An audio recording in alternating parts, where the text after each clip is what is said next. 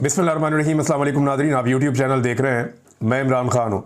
Nadreen, दो खबरें हैं मैं आपके सामने रखूँगा, आपको आइडिया हो जाएगा ये पाकिस्तान एक्चुअली किस निज़ाम को सर्व कर रहा है और किन लोगों के लिए ये मुल्क इस वक्त जन्नत बना हुआ है और किन लोगों के लिए ये मुल्क इस वक्त जहन्नुम बना दिया गया है। पहली खबर मैं आपको बताता हूँ, ये गुजरांवाला से खबर है और इंतहाई अफसोसनाक खबर है। गुजरांवाला के एक रिहायशी जिनका नाम अनवर साहब है, ये अनवर नामी शख्स जो है, इसको बिल आ जाता है बिजली का 3,800 रुपये। अब इसकी कैपेसिटी नहीं है ये बिल अदा करने की। ये शख्स बिल अदा नहीं कर पा रहा था, इसके बाद इतने इजाफी पैसे नहीं थे और ये बहुत थोड़ी सी बिजली इस्तेमाल करने वाला घर है, तो पंखा वंखा चलाते हैं बस, इससे ज़्यादा नहीं है। इनका घर जाके आप देखें तो आपको आइडिया हो जाएगा, बहुत ही गरीब लोग हैं। तो अनवर को 3,800 रुपये बिजली का बिल आ गया, ये बिल अदा नहीं कर पाया तो इसका मीटर उतार कर वापडा वाले ले गए। मीटर उतार कर ले गए और घर की बिजली बंद कर दी कि जनाब बिजली के बगैर गुजारा करो, वरना बिल जमा करवाओ पहले और जुर्माना जमा करवाओ। इन्होंने अपना गुजारा करने के लिए, गर्मी बहुत ज़्यादा है, शदीद गर्मी है, घर में बच्चे भी हैं, फैमिली है, तो इसलिए इन्होंने अपने हमसायों से एक तार ले ली बिजली की और वो बिजली के ज़रिए इन्होंने अपना पंखा चला लिया। अब उसके बाद यहाँ पे छापा पड़ता है और दोबारा जो बिजली के महकमे वाले हैं वो आते हैं और आकर बिजली चोरी का एक मुकदमा दर्ज कर लेते हैं। पुलिस आती है, जो वालिद है अनवर, उसे गिरफ्तार करके ले जाती है और 28 तारीख को मुकदमा दर्ज हुआ गैपको में और फिर उठाया और उठा के इसके जो घर का बड़ा है अनवर, उसको गिरफ्तार करके ले गए और 30,000 रुपया जुर्माना कर दिया। कुछ लोग कह रहे हैं जी 50,000 रुपया जुर्माना कर दिया कि जनाब पहले जुर्माना अदा करोगे फिर तुम्हारे बाप को हम थाने से छोड़ेंगे। उसके ऊपर बहुत सख्ती की, इसके बेटे को पकड़ा, उसे धमकाया। बेटे का नाम है फराज, ये इकलौता बेटा है इस वालिद का, अनवर का। और फराज जो है उसके ऊपर इतना दबाव डाला कि तुम पैसे दोगे तो तुम्हारे बाप को छोड़ेंगे, वरना तुम्हारे बाप को अंदर ही रखेंगे। फराज जो है वो पैसों के लिए मारा मारा फिरता रहा। इसने बड़ी कोशिश की कि अपने वालिद को जो है वो पुलिस के चुंगल से आज़ाद करवा ले। ना ये बिजली का बिल अदा कर सकते थे, ना ये जुर्माना अदा कर सकते थे। तो फिर फराज ने तेज़ाब पी लिया और तेज़ाब पीकर खुदकुशी कर ली। ये सारी बात खुल गई। इसकी खुदकुशी के बाद ये है जनाब एक पाकिस्तान, आम आदमी का, गरीब आदमी का पाकिस्तान। अगर वो 3,800 रुपये बिल अदा नहीं करेगा तो उसे निशाने इबरत बनाया जाएगा, मुकदमा दर्ज करके जेल में डाला जाएगा, मीटर उतार कर ले जाएंगे और उसे गर्मी में ज़िंदगी गुजारने पर मजबूर किया जाएगा। आम आदमी है ना, इसके लिए कोई मुराद नहीं है, कोई सब्सिडी नहीं है, कोई इसके लिए हकूक नहीं है।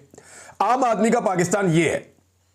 अंदाज़ा करें आप कि कितना परेशान किया होगा उस नौजवान को इस निज़ाम ने कि उसने खुदकुशी कर ली कि यार मेरा बाप ऐसे तो छूट नहीं सकता। कितनी बेबसी है उसकी, कितनी बेबसी है उसकी। और ये वो लोग हैं जिनसे वादा किया गया था कि 300 यूनिट तक बिजली, वो शक्लें याद है ना आपको, मेकअप वाली शक्लें, बिलावल की बहन की, मरियम की, ये बाकी सारों की, ये हमजा की, ये सारे वादे करते थे जाके जलसों में खड़े होकर दोनों खानदान कि 300 यूनिट तक बिजली हम मुफ्त देंगे। आपका बिल आया करेगा, उसके ऊपर लिखा हुआ करेगा कि आपका बिल हुकूमत ने अदा कर दिया। ये वाली नौसरबाजियां करके ये इक्तदार में आए और जिन लोगों पे ये इक्तदार में आए उनके साथ आज क्या कीड़ों मकोड़ों वाला सलूक कर रहे हैं, कितना जुल्म और जबर हो रहा है। पाकिस्तानियों को इस जुल्म के खिलाफ खड़े होना पड़ेगा, आज नहीं तो कल। गरीब आदमी को इन्होंने पीस कर रख दिया। अमीर आदमी की हालत क्या है, जरा ये हफीज पाशा साहब का स्टेटमेंट आप सुनिए। और ये स्टेटमेंट जो है ये कोई ऐसे नहीं है कि यहां से उठाया और जो दिल किया वो बोल दिया, नहीं। ये स्टेटमेंट आता है बैनुल अक़वामी इदारों की रिसर्च के बाद। ये आदादोशुमार जो हैं ये मुसद्दका आदादोशुमार है जो वो बताते हैं। वो ये कहते हैं कि 3 साल पहले तक पाकिस्तान के अंदर जो ज़खायर थे हुकूमत के वो 17 अरब डॉलर्स तक थे, लेकिन पाकिस्तान में पैसे का एक बड़ा हिस्सा खर्च कर दिया जाता है अशराफिया पे।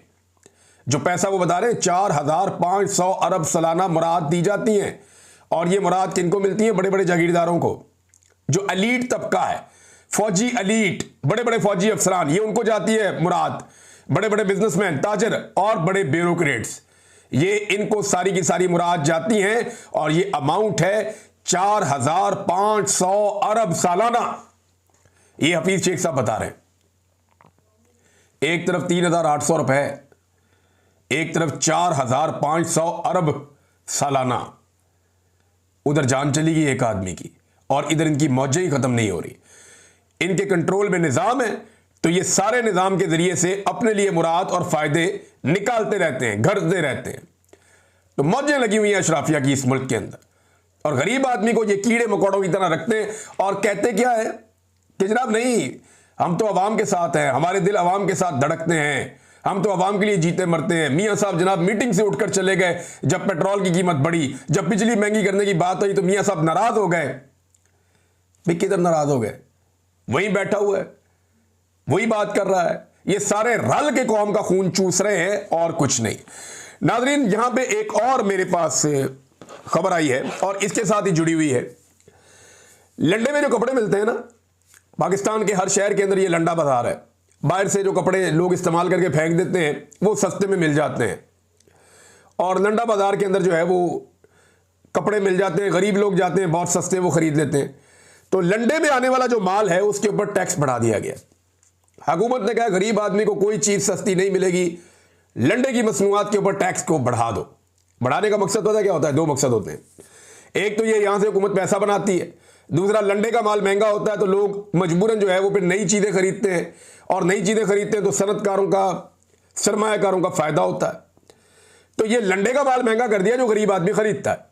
स्पोर्ट्स कार, जो स्पोर्ट्स गाड़ियां हैं ना, कीमती गाड़ियां, बहुत कीमती गाड़ियां जो शशके के लिए अमीर लोगों के बच्चे खरीदते हैं, एलीट क्लास के बच्चे जो स्पोर्ट्स कार्स खरीदते हैं, उनकी ड्यूटी में 40% तक कमी कर दी गई एक खबर के मुताबिक। अब आप अंदाजा करें, यह पाकिस्तान का निजाम चल रहा है कि जो लंडे का कपड़ा गरीब आदमी पहनेगा उसे करो महंगा, जो स्पोर्ट्स कार अमीर आदमी का बच्चा चलाएगा उसे करो सस्ता। यह है जनाब पाकिस्तान के अंदर एक नहीं दो पाकिस्तान की वादे मिसाल। एक चीज और नाजरीन मैं आपके सामने रखता हूं, पाकिस्तान के अंदर जो है वो LNG का एक बड़ा सीरियस इशू खड़ा हो गया है और ये इशू कंट्रोल नहीं हो रहा। इशू ये है कि पाकिस्तान ने जो मुआहदे किए, नवाज शरीफ साहब वगैरह ने, वो महंगी LNG के मुआहदे कर लिए और वो LNG पाकिस्तान कतर से मंगवाता है और वो LNG जो है वो इजाफी अब पाकिस्तान मंगवा रहा है। देखें ना, पाकिस्तान में फैक्ट्रियां बंद हो रही हैं, मिलें बंद हो रही हैं, तो ये गैस कहां इस्तेमाल होगी? अब ये जो इजाफी LNG है ये पाकिस्तान के लिए दर्द सर बन गया है।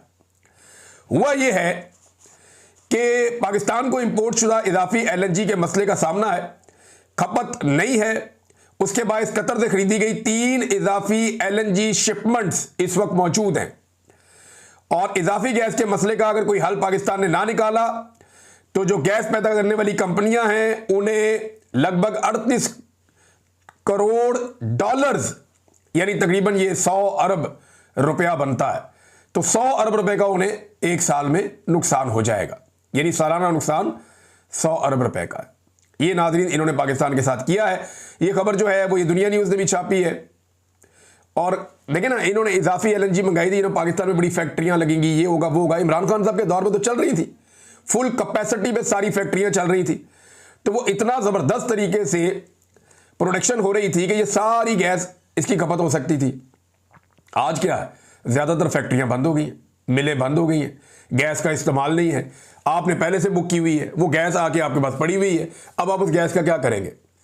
क्या करेंगे उस गैस का? आपके पास तो इस्तेमाल ही कोई नहीं है। तो जो कंपनियां हैं उनका पैसा ज़ाया हो रहा है। 100 अरब रुपए सालाना पाकिस्तान को यह टीका लग रहा है सिर्फ इसलिए कि पाकिस्तान में ऐसे नकम्मे, नाअहल और अजीब व गरीब किस्म के नौसरबार इक़्तिदार में आ गए हैं जिनके आने के बाद से लेकर अब तक किसी किस्म की खैर की खबर पाकिस्तान में नहीं आई। और शौक इनके क्या है, ज़रा ये देखें, सहाफ़ी अनवर हुसैन साहब हैं, उनकी एक खबर है, ये खबर आप पढ़ें आपको हैरत होती है। वो ये कहते हैं पंजाब में 2705 सरकारी इदारों के नाम मरीम नवाज या नवाज शरीफ के नाम से मंसूब हो चुके हैं। अंदाज़ा करें आप, 2705। ओ भाई, इतनी तो इन्होंने टोटल हुकूमत नहीं की। यानी अगर आप रोज़ाना की बुनियाद पे आप देखें, 40 साल से ये ख़ानदान इक़्तिदार में ही आ रहा है, लेकिन आप अंदाज़ा करें कि 2705, खुद पसंदी की इंतहा चेक करें आप, इनकी बेशर्मी की इंतहा चेक करें आप, ढिटाई की इंतहा चेक करें आप कि अवाम का पैसा लग रहा है, गरीब आदमी का पैसा खर्च हो रहा है और प्रोजेक्ट्स जो है उनके नाम रखे जा रहे हैं बाप बेटी के नाम के ऊपर, और बाप बेटी ने इन प्रोजेक्ट्स के अंदर 1 रुपया नहीं लगाया हुआ। भाई कौम का पैसा लगा हुआ है, इसमें कमीशन ये लोग अलग खा जाते हैं बेशरम, और नाम भी अपना ऊपर लगा देते हैं। जनाब कमीशन तो आपको पता पूरा निजाम खाता ही है, और नाम अपना ऊपर फोटो अपनी चिपका देते हैं हर प्रोजेक्ट के ऊपर। तो 2705 सरकारी इदारों के नाम मरियम नवाज या नवाज शरीफ के नाम से मंसूब हो चुके हैं। इनकी तज़ीनो आराइश और बहाली और तामीर पर सरकारी खजाने से अरबों रुपए के फंड्स लगे हैं। मकसद इमेज बिल्डिंग और पार्टी बयानिया प्रमोट करना है। यह सहाफी अनवर हुसैन साहब की खबर है। तो ये जनाब इनकी तरजीहात है और ये सब कुछ उस वक्त हो रहा है जब कराची के अंदर कारोबारी हजरात बैठे सर जोड़ के और वो इस हुकूमत को कह रहे हैं अल्लाह का वास्ता हमारी जान छोड़ दो। वो फील्ड मार्शल को आवाज़ें दे रहे हैं क्योंकि सारे इख्तियारात ही फील्ड मार्शल के पास है। वो फील्ड मार्शल आसिम मुनीर को आवाज़ें दे रहे हैं, जनाब आप 2 मरतबा आए थे हमें मिलने के लिए, आपने आके कहा था कि पैसा पाकिस्तान में लेकर आओ, आपने अगर कहा था कि पाकिस्तान को ज़रूरत है तो हम तो पाकिस्तान के लिए खड़े हैं, लेकिन ये जो हमारे साथ हुकूमत कर रही है इसके नतीजे में तो हम बर्बाद हो जाएंगे। बल्कि उन्होंने यहां तक कहा कि ठीक है आप हमसे पैसा इकट्ठा कर लें जिस तरह आप हमें निचोड़ना चाह रहे हैं, हम ये फैक्ट्रियां बंद करके सारा कुछ पाकिस्तान छोड़ के चले जाएंगे। तो अब सरमायादार भी इनको धमका रहे हैं क्योंकि ये जब टैक्स इकट्ठा करने की बारी आती है तो सरमायादार को तो बहुत तकलीफ होती है। गरीब आदमी तो ये टैक्स लगाते हैं, लंडे वाले टैक्स के ऊपर कोई नहीं बोलेगा, घी के ऊपर, आटे के ऊपर, चीनी के ऊपर, पेट्रोल के ऊपर, कुछ भी हो कोई नहीं बोलेगा। लेकिन जैसे ही अशराफिया के ऊपर हाथ डलेगा तो आप देखेंगे कि रोला पड़ जाता है पूरे मुल्क में। नाज़रीन एक और खबर है और इमरान खान साहब के हवाले से है। अलीमा खान साहबा ने ये स्टेटमेंट दिए हैं, ये स्टेटमेंट्स मैं आपके सामने रख देता हूं। अलीमा खान साहबा कहती हैं कि इमरान खान साहब को अब कहा जा रहा है कि 9 मई को आप कबूल कर लें और थोड़ी सी सजा हम आपको दे देंगे, वो आप काट लें और आपको छोड़ देंगे, आप CCTV भूल जाएं और ये हुकूमत चलने दें। लेकिन इमरान खान डटे हुए हैं। मैं आपको बताता हूं क्या है। इमरान खान साहब को ये ऑफर दी गई है कि आप 9 मई को कबूल कर लें, उसके ऊपर थोड़ा सा पशेमानी शो कर दें, ये आप ना कहें कि CCTV फुटेज निकाल कर लाओ और जुडिशल इंक्वायरी करवाओ और पता करवाओ कि 9 मई में कौन मुलव्विस था, ये सारी चीज़ें आप भूल जाएं, इनको आप छोड़ दें। आप एक काम करें, आप इनको तस्लीम कर लें, हम आपको एक सज़ा दे देंगे, जितना अरसा आप जेल में रहे हैं वही आपकी सज़ा हो जाएगी और फिर आपकी रिहाई हो जाएगी। तो विन विन सिचुएशन हो जाएगी एस्टेब्लिशमेंट के लिए भी, क्योंकि एस्टेब्लिशमेंट ने ये सारा खेल खेला हुआ है। तो इमरान खान साहब डटे हुए हैं, वो नहीं मान रहे, लेकिन इसमें रिहाई मिल जाती है ना उन्हें। अगर 2 साल की सजा होती है इमरान खान को, 2 साल से तो वो पहले ही जेल में है, 2 साल से तो वो पहले ही जेल में है। अगर 2 साल की या 3 साल की सजा हो जाती है तो इमरान खान साहब तो फौरी तौर पर रिलीज हो जाएंगे, लेकिन उसके लिए उन्हें 9 मई तस्लीम करना पड़ेगा, जो इमरान खान साहब नहीं कर रहे।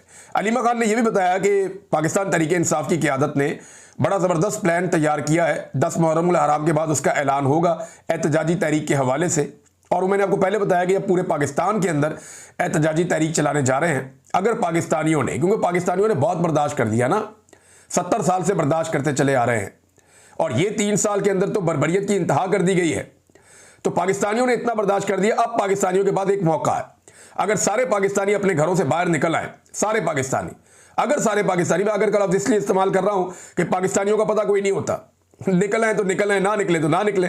अगर सारे पाकिस्तानी अपने घरों से बाहर निकल आए और 3 दिन तक के लिए सब कुछ जैम कर दिया, यानी आप अपने अपने घरों के बाहर आकर बैठ गए हैं, तो कोई आपको ज़बरदस्ती आपके घर के अंदर तो नहीं घुसा सकता। आपके घर के बाहर जो भी शारा है, जो भी सड़क है, आप वहां आकर बैठ गए, सारा निज़ाम रुक जाएगा। अगर आप सारा निज़ाम रोक देते हैं तो ये एस्टेब्लिशमेंट आपके पैरों में गिर जाएगी और आपसे कहेगी बताएं हम क्या करेंगे, आप राजी हो जाएंगे। फिर कौम अपनी बात मनवा सकती है, अपना मैंडेट वापस ले सकती है। ये एक आखिरी ऑप्शन है, एक तगड़ा ऑप्शन है। और सड़कों के ऊपर इमरान खान साहब ने कहा था फैसला होगा, क्योंकि अदालतों से कोई उम्मीद नहीं है, पार्लियामेंट से कोई उम्मीद नहीं है। हालात ये हैं कि पहली मरतबा तारीख में ये हुआ, ऐसा कभी डिक्टेटर्स के दौर में नहीं हुआ। ऐसा तो बदतरीन डिक्टेटर्स ने भी नहीं किया जो इस मरतबा ये पंजाब हुकूमत कर रही है। स्पीकर पंजाब असेंबली जो है वो जाते हैं मलिक अहमद खान और जाकर चीफ इलेक्शन कमिश्नर को मिलते हैं, बाहर निकलकर मीडिया को बताते हैं कि जनाब ये 26 लोग जिनको मैंने निकाला है असेंबली से, जिनकी मैंने मुअत्तली की है, इनको हम अब पक्का फारिग करने जा रहे हैं, ये MPA नहीं रहेंगे, इनके खिलाफ रेफरेंस दायर कर रहे हैं इलेक्शन कमीशन ऑफ पाकिस्तान में। बजट के मौका पर एहतजाज होना हमेशा से एक रवायत है और सारी पॉलिटिकल पार्टीज एहतजाज करती हैं बजट के मौका पर, लेकिन क्योंकि मरियम नवाज की किसी किस्म की वो तरबियत नहीं है ना सियासी, तो वो तनकीद बर्दाश्त नहीं कर सकती, तो वो इसको दिल पे ले गई है कि जी मेरे ऊपर तनकीद हो गई, मेरी मौजूदगी में मेरे खिलाफ नारे लग गए, तो अब वो कह रहे हैं जी 26 अरकान जो है इनको हमने इनकी रुकनीत ही फारिग करवा देनी है, इनके हल्कों में हमने दोबारा इलेक्शन करवा देने, तो इस चक्कर में पड़ गए। ऐसा कभी डिक्टेटर्स के अदवार भी नहीं हुआ जो घटिया हरकतें ये लोग कर रहे हैं। इमरान खान साहब ने भी ताजरों की तरह या डोनाल्ड ट्रंप की तरह वही बात की अपनी बहन से। उन्होंने कहा जी कि आखिरी जो इमरान खान साहब ने मुलाकात की है उसमें उनकी बहन ने बताया कि इमरान खान ने कहा बात करनी है तो जाके फील्ड मार्शल से बात करो।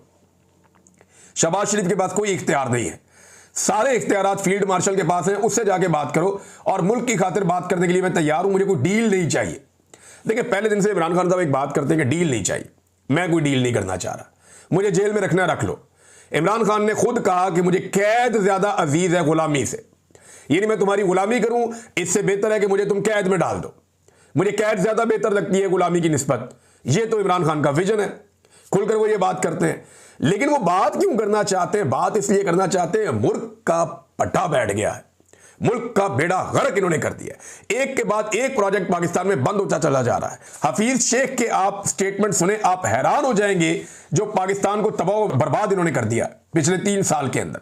पाकिस्तान के खजाने को बर्बाद कर दिया, पाकिस्तान में इंडस्ट्री को तबाह कर दिया, पाकिस्तान के अंदर प्रोडक्शन रुक गई है, पाकिस्तान के अंदर सरमायाकारी नहीं आ रही, पाकिस्तान के अंदर सयाह नहीं आ रहे, पाकिस्तान के अंदर लोगों का एतमाद उठ गया है, पाकिस्तान से ब्रेन ड्रेन हो रहा है, लोग छोड़ छोड़कर पाकिस्तान बाहर जा रहे हैं। ऐसी बेशुमार चीजें, महंगाई का एक सैलाब और एक तूफान है, पाकिस्तान में डॉलर की कीमत कंट्रोल नहीं हो रही, पाकिस्तान के अंदर पेट्रोल की कीमत कंट्रोल नहीं हो रही, हर चीज इन्होंने तबाह बर्बाद कर दी है और ये वहां पहुंचा दिया है जहां से वापस आने में बहुत सारे साल लग जाएंगे।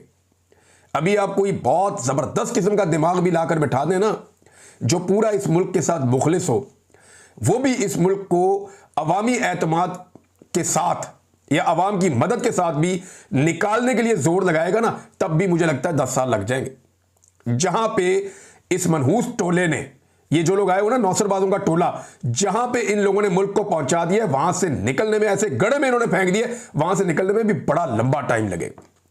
मेरे मुंह से जरा सख्त लफ्ज निकल जाते हैं नादरीन, मैं आपसे माजरत चाहता हूं। मैंने बहुत सख्त हालात देखे हैं, इस वजह से थोड़े से मेरे मुंह से कभी कभी सख्त लफ्ज निकल जाते हैं, मैं उसके लिए आपसे माजरत चाहता हूं। लेकिन आदमी जिन हालात से गुजरता है, आदमी उसी तरह का होता चला जाता है। बहरहाल इमरान खान साहब कह रहे हैं कि फील्ड मार्शल से बात की जाए, शहबाज शरीफ से बात ना करें, और शहबाज शरीफ से बात ना करने की वजह इमरान खान साहब यही बताते हैं कि उसके पास तो इख्तियारी कोई नहीं है। मैंने आपको बताया ना नादरीन, एक एक करके पाकिस्तान में चीजें बंद हो रही हैं।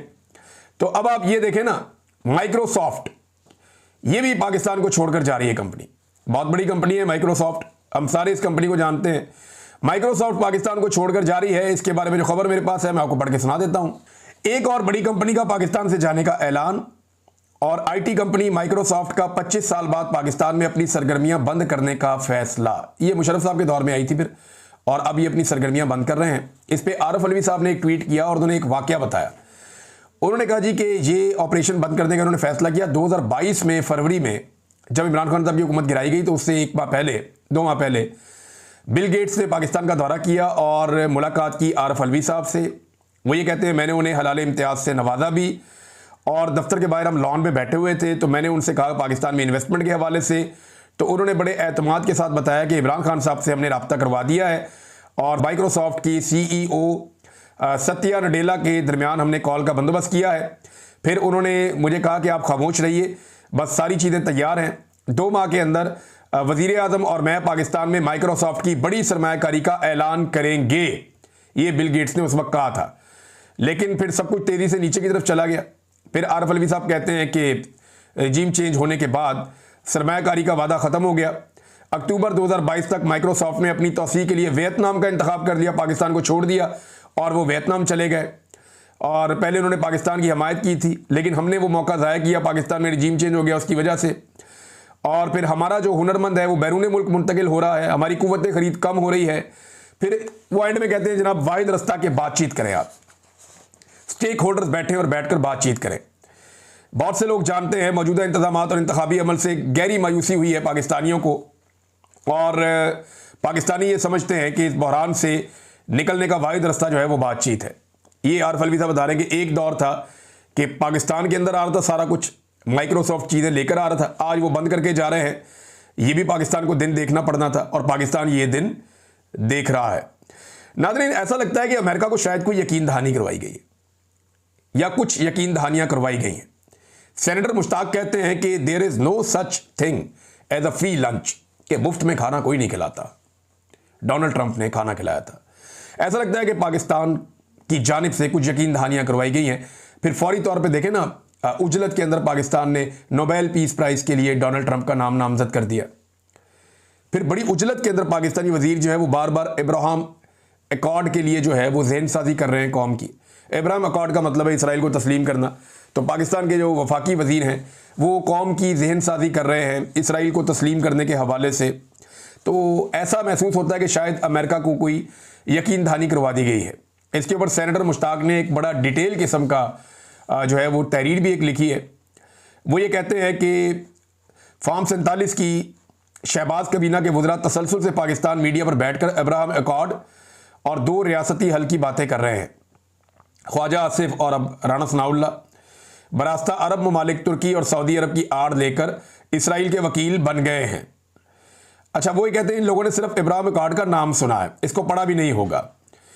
इस बेवकूफ़ को कोई बताए कि तुर्की को इब्राहिम अकॉर्ड की ज़रूरत ही नहीं है। वो तो बहुत अशरों पहले ही, कई दहाइयों पहले वो तुर्की का भी नाम लेते हैं ना बीच में तस्लीम करने वाला। तुर्की ने तो कई दहाइयों पहले ही इसराइल को तस्लीम किया हुआ था और वो पुराना तस्लीम करने वाले हैं इसराइल को। अब सऊदी अरब और तुर्की के साथ पाकिस्तान की फ़लस्तीन पॉलिसी नत्थी करके राना सनाउल्लाह ने बड़ी वारदात डाल दी है। जब इनसे सवाल किया गया ना कि जनाब अगर ईरान ने तस्लीम ना किया तो आप क्या करेंगे, तो उन्होंने कहा हम इत्तफाक़ राय पैदा करेंगे, यानी हम ईरान को कायल करेंगे कि तुम इसराइल को तस्लीम कर दो। क्या पाकिस्तान जो कभी इसराइल को खुद तस्लीम नहीं करता था, अब उसका रोल ये होगा कि वो ईरान को कायल करेगा कि वो इसराइल को तस्लीम कर दे। हैरत होती है मुझे, इतनी तेज़ी से बदलता है रंग आसमां, कैसे कैसे हम होता हुआ देख रहे हैं। ये हमने सोचा नहीं था ये चीज़ें इतनी तेज़ी से होंगी।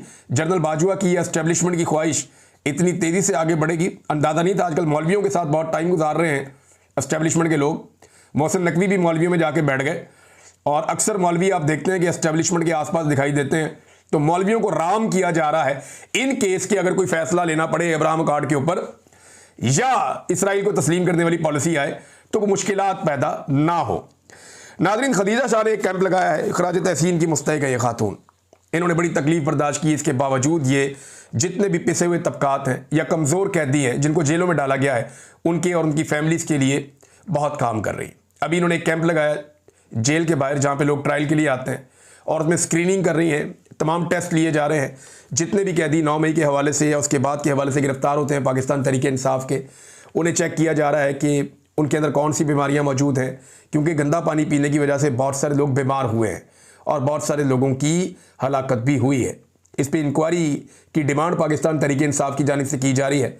इंक्वायरी तो खैर क्या होगी, 26 नवंबर की अभी तक नहीं हो सकी, 9 मई की नहीं हो सकी, तो इसकी क्या होगी। लेकिन कम से कम इन गरीब मरीज़ों को चेक किया जाना चाहिए कि अगर इनके जिस्म में कोई जरासीम है या कोई प्रॉब्लम्स हैं या कोई इनको इलाज की ज़रूरत है तो इनको इलाज करवाया जाए। अब तक के लिए इतना ही। अपना ख्याल रखिएगा, अपने इस चैनल का भी। अल्लाह हाफ़िज़।